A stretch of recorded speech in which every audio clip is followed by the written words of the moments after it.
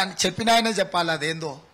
మేము వచ్చిందే ఇప్పుడు, మేము వచ్చి కూర్చున్నామో లేదో ఏదో ఒక ఆరోపణ చేయాలని ఇద్దరు అదే చేసిండ్రు కదా. సేమ్ ఇది కూడా ఫస్ట్ కేటీఆర్ మొదలుపెట్టిండు, తర్వాత బీజేపీ వాళ్ళు ఎత్తుకున్నారు, తర్వాత వాళ్ళు మాట్లాడుతున్నారు.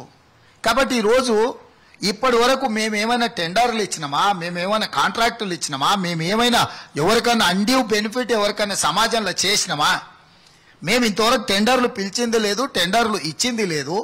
ఇప్పటి వరకు మేము జీతభత్యాలు 1వ తారీఖు నాడు జీతభత్యాలు ఇస్తున్నాం ప్రభుత్వ ఉద్యోగులకు. అందులో ఏమైనా కమిషన్ తీసుకోనికి ఉందా?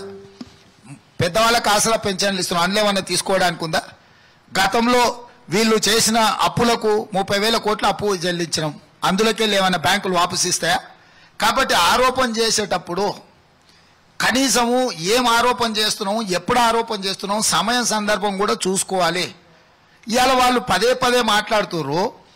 8,000 కోట్ల రూపాయలు ఈరోజు బ్యాంకులో వాళ్లకు ఎలక్టోరల్ బాండ్స్ పేరు మీద బీజేపీకి వచ్చినాయి. 15,000-1,600 కోట్ల రూపాయలు బీఆర్ఎస్కు ఎలక్టోరల్ బాండ్స్ వచ్చినాయి. ఎవరిచ్చిండ్రు? ఇవాళ ఎన్నికలకు వాళ్ళు ఎక్కడి నుంచి ఖర్చు పెడుతుండ్రు? ఈరోజు భారతీయ జనతా పార్టీ నరేంద్ర మోడీ గారికి తాతలు ముత్తాతలు ఇచ్చినమైన జాగీర్లు జమీందార్ల ఆ సంస్థానాలన్నిటిని కూడా అమ్మేసి నరేంద్ర మోడీ గారు తీసుకొచ్చి ఎన్నికలలో ఖర్చు పెడుతుండా? లేకపోతే కేసీఆర్ గారు ఏమన్నా నిజాము 8వ మనవడా? కేసీఆర్ ఎక్కడికి వెళ్ళి తెచ్చి ఖర్చు పెడుతుండు? ఏ రాజకీయ పార్టీకైనా ఈ దేశంలో ఎవరో ఒకరు సహాయం చేస్తేనే ఎన్నికలు నిర్వహిస్తుండ్రు.